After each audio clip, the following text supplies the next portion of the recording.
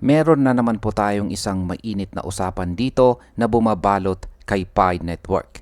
Habang si Bitcoin ay nasa itaas ng $110,000 na presyo, itong si Pi naman ay bumagsak palalo. Sa ngayon, nasa presyong 0.34 po siya, halos katapat ng kanyang all-time low na nasa 0.33. Dahil dito, muli pong bumalik ang tanong ng lahat. Posible nga ba na umabot si Pi Network sa presyong $10? Kaya yan po ang siyang ating pag-uusapan sa video na ito. Pero bago po tayo magpatuloy, ay pakibasa na lamang po muna ang disclaimer dito po sa ibaba ng ating screen. Yan, simulan po natin sa kung bakit nahihirapan itong si Pi Network. Yan, ang unang dahilan ay ang enclosed mainnet. Ayan, ang enclosed mainnet. Sa madaling salita, hindi pa talaga malayang na iti-trade si Pi sa mga global exchanges. Dahil dito, sobrang baba ng liquidity kaya hirap gumalaw ang presyo. Kapag wala pong sapat na liquidity, mahirap umakyat ang presyo kahit marami ang bumibili or kahit marami ang mga buyers. Kaya ang impact nito ay nananatiling limitado ang market activity ni Pi. Ikalawa ay ang false expectations. Ayan. Noong una ay pinalabas na pwedeng magsimula si Pi sa pigitan po ng $10 at saka $100. Pero ang nangyari ay hindi man lang siya nakaangat ng $1 simula nung ito ay ma-launch. Ang epekto nito ay nawalan ng tiwala ang ilan sa mga pioneers at saka investors. Kapag bumababa ang tiwala, bumababa rin ang demand, kaya lalong nabibigatan si Pi sa kanyang presyo. Ang ikatlo ay ang lack of trust. Kahit milyon na ang nagmimina simula pa noong taong 2019, marami pa ring tanong tungkol sa transparency ng project. Ang kawalan po ng malinaw na impormasyon mula sa Pi Core team ay nagdudulot ng kaba at pag-aalinlangan sa market.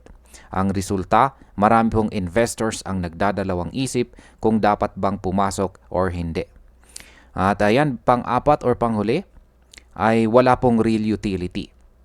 Wala pang matatag na DeFi, NFT or payment ecosystem na nakapalibot kay Pi.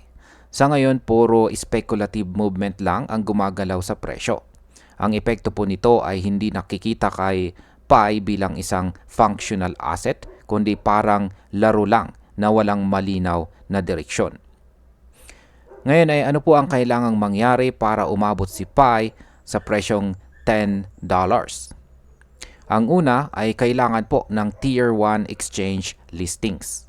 Kapag napasama po si Pi sa mga higanting palitan tulad po ni Binance at Coinbase, mas dadami ang liquidity at lalakas ang trading activity. Posible pong magbigay ito ng tulong para makabangon ang presyo. Ang ikalawa ay ang supply control. Dahil napakalaki ng maximum supply na 100 billion tokens, dapat maging maingat ang Pi Core team sa pagpapalabas nito sa market. Kung hindi, madaling bumagsak ang presyo. Ang tamang release strategy ay pwedeng magbigay ng balanse sa demand at supply na siyang magpapatibay sa presyo.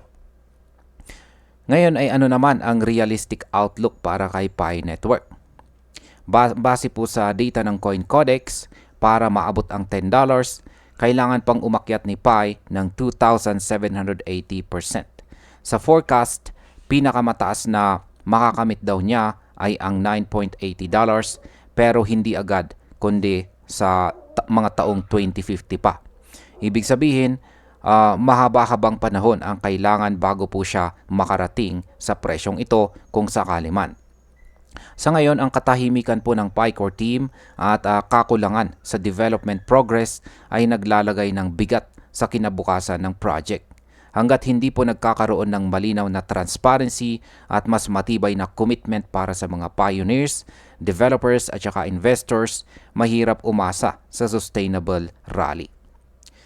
So, magagawa nga ba talaga na akyatin ni Pi Network ang $10? Kung titingnan po natin sa kasalukuyan, ang sagot ay malabo pa. Nangangailangan po si Pi ng totoong utility, suporta mula sa mga malalaking exchanges at bukas na market bago pa man magbukas ang pinto papunta sa $10. Kaya sa ngayon, nananatili pong pangarap muna ang presyong ito. At ayan, hanggang dito na lamang po tayo sa video na ito mga ka-crypto. Marami pong salamat sa panonood. Ingat po tayo lagi at God bless po sa ating lahat.